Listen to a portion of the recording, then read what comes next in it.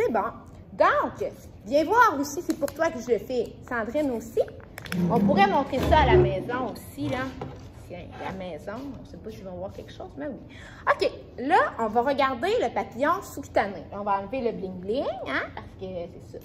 J'aurais lavé mes mains, je regarde l'ordonnance. Dans les établissements, vous pouvez avoir deux choses qu'on peut installer. Soit le bon vieux papillon sous-cutané. Le papillon intraveineux, il y a une place pour brancher notre barillet, pour faire notre prise de sang. Le papillon sous-cutané, il y a un embout de plastique comme ça. OK, pour aller injecter. Ou encore, parfois, on met un bouchon clave au bout de ça pour pouvoir injecter sans aiguille. OK? L'ennui avec ça, c'est qu'il y a une aiguille au bout. OK? Et que l'aiguille va rester dans la peau plusieurs jours. Ce qui fait que parfois, ça crée un inconfort pour le patient. Donc, maintenant, ce qu'on installe souvent, c'est des cathéters pour bébé. Puis on met une tubulure au bout du cathéter pour bébé avec un bouchon clave. Donc, en installant un cathéter intraveineux, mais de manière sous-cutanée, je peux retirer l'aiguille. Fait qu'il reste juste le cathlon plastique, ça crée moins d'inconfort. En fait, sur ce papillon-là, on va inscrire toujours le médicament que je donne et la concentration du médicament. Parce que quand je vais administrer, je vais pousser ce qui reste dans le tube. Donc, ce qui fait que ce qu'il y a dans ma seringue, il n'en recevra pas beaucoup. Il va surtout recevoir le médicament qu'il y a dans le tube. Donc, si j'injecte plusieurs médicaments, dans la même affaire, ça ne marche pas. Par exemple, si je veux lui donner de l'aldol parce qu'il a mal au cœur, puis la dernière fois, je lui ai donné l'orazépam, l'Ativan, parce qu'il était anxieux, bien, en donnant mon aldol, je vais pousser l'Ativan. Vous comprenez ce que je veux dire? Donc, un médicament par médication, et s'il y a plusieurs concentrations d'un même médicament, un papillon pour chaque concentration. Fait que je ne peux pas donner de la morphine 25 mg par millilitre avec le même papillon que je donne du 10 mg par millilitre, parce que ce n'est pas la même concentration que je dois donner. Ça me prend 2 papillons. Le papillon sous-cutané, vous pouvez l'installer sur le thorax, mais toujours l'aiguille vers le cœur. Donc, si je suis au niveau du thorax, je pique vers en bas.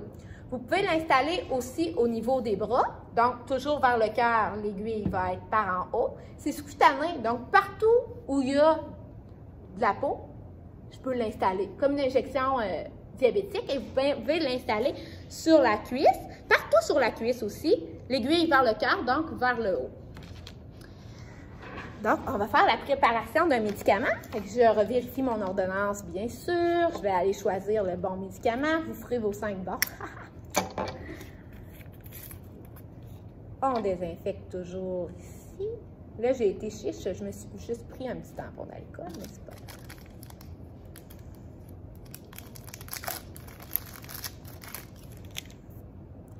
On va aller prélever la bonne quantité. Ah, j'aurais dû me prendre une ampoule, ça m'aurait fait un double vidéo. Hein. Si vous avez des questions à la maison ou ici, vous me le dites.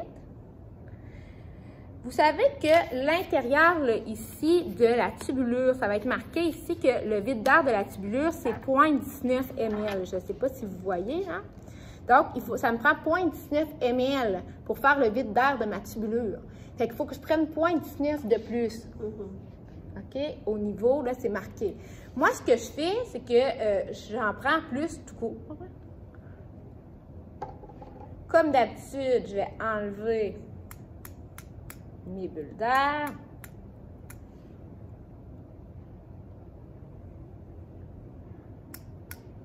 De ce temps HD, il faut que j'enlève toutes mes bulles d'air. Sinon, ça va avoir l'harmonie.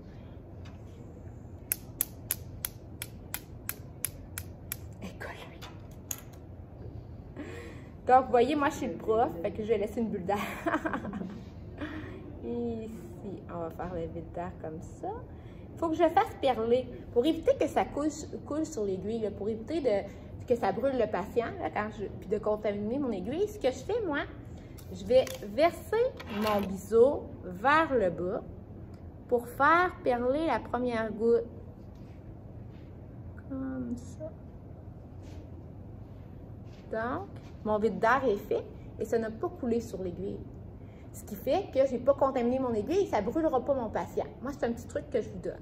Ensuite de ça, avant d'aller dans la chambre, ce que je fais, c'est que je vais aller faire mon vide d'air. Je nettoie bien sûr l'embout Et vous allez voir au bout de l'embout qu'il y a un petit rond au milieu, comme une mire, pour aller injecter. Bien sûr, avec les bouchons clairs, c'est l'idéal, parce qu'il n'y a aucun risque de contamination, mais là, c'est pas ça que j'ai pris. Vous allez juste retirer un petit peu, là, pour mettre là, et on va injecter.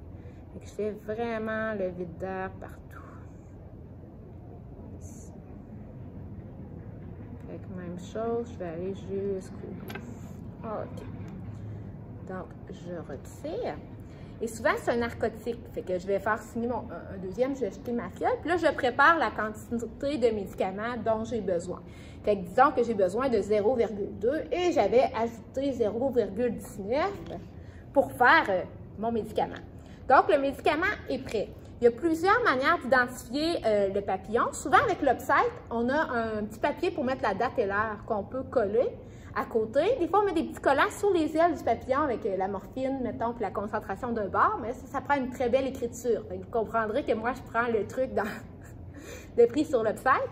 L'Upsite, je vais le coller vraiment par-dessus les ailettes aussi.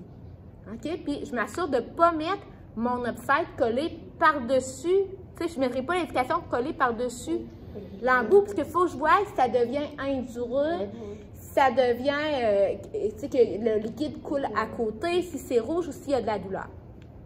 Avec ça aussi, c'est ça.